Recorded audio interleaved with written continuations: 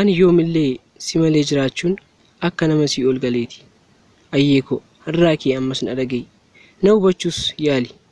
Shagitu talayaanaan ergitu yaadni koo barsiiduu shaggee bareedduu shawwaa onnee koo fuutee deemte marmaraatu naa goote qalbii koo fuutee deemte naan deebisiin fuudhadhu jaalala onnee keemmoo jaalala keenaa laadhu yaadni koo barsiiduu shaggee bareedduu hawwaanaawwa sinawa hawanawa sinawa hawanawa sinawa hawanawa. Jaalalli onnee irraa gara namaatti ba'u baay'ee namatti tola. Jaalalli onnee koo irraa gara kee itti na fide jireenya koo naa bareechaa jira. Magaalaa Gincii irra kan jiraattu jaalallee koo ayyaantu hundumaa.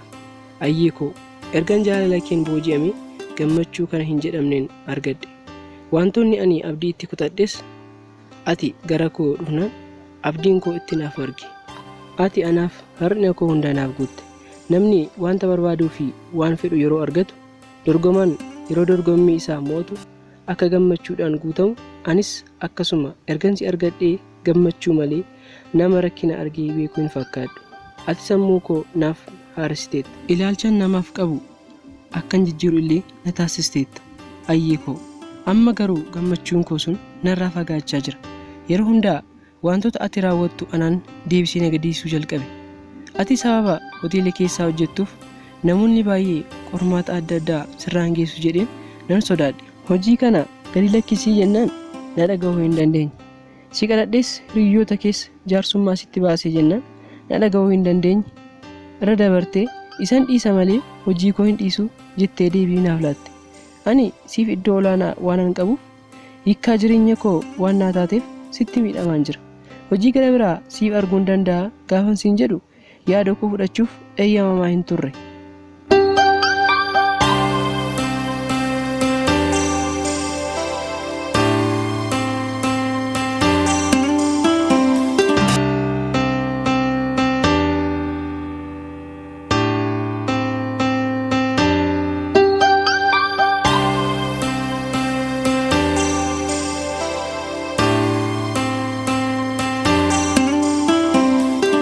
Yeroo hundaa gaafa ati hojii kee irra ooltu ani jaalala keen waadamaan oola.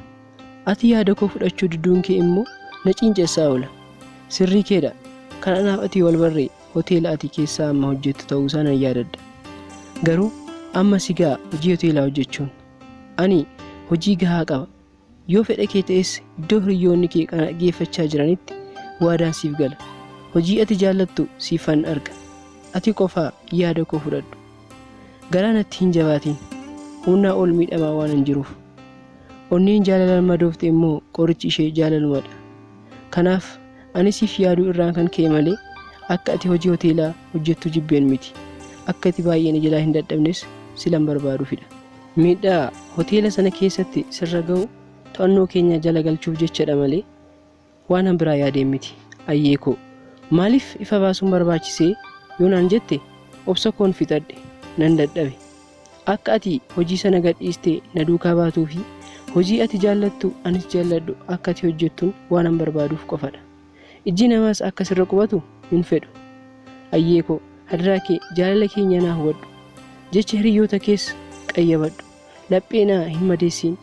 Jaalala keen waadabuun anaaf waa gaariidha. Ati garuu na hubachuuf yaalii godhi.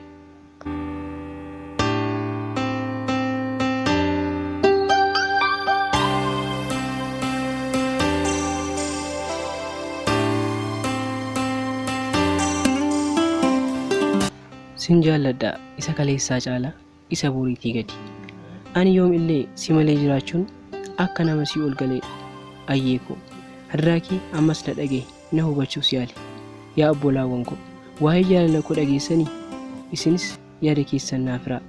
Ayyee koo waan ati tole naan hin jenneef qabdu yoo ta'es natti himi na hin sodaatin. Sin dheega ammasitti osuma ija koo jala jirtu waanan si yaaduuf nagaan naaf taa'i. Ana jaalallee kee Fayyisaa Gabayyoo achuma magaalaa Gincii irraa.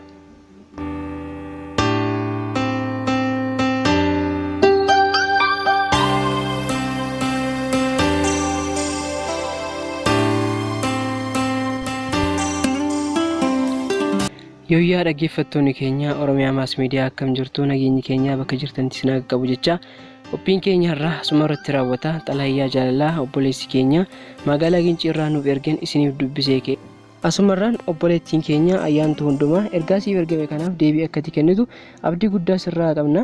Egaan wal gartanii yoo dandeessan mari'attanii waa tokko irra kageessan isiniin jenna. Qophiin keenya Oromiyaa Maas Miidiyaa irraa asuma irratti raawwata. Ergaa keessan walaloo asoosamaa fi kanneen kana fakkaatan kan nu geessuu barbaadan karaa lakkoofsa teelegiraamii duwwaa 965489613 nu erguu dandeessu. Chaanaalii keenya kana subscribe, share, like, comment gochuun akka nu deeggartan isiniin jenna. Yaadni keessan nuuf galaa waan ta'eef yaada nuuf hiruu hin dagatinaa. Qopheessuu qindeessuun kan isinii waliin ture ani Chernet Gulummaadha.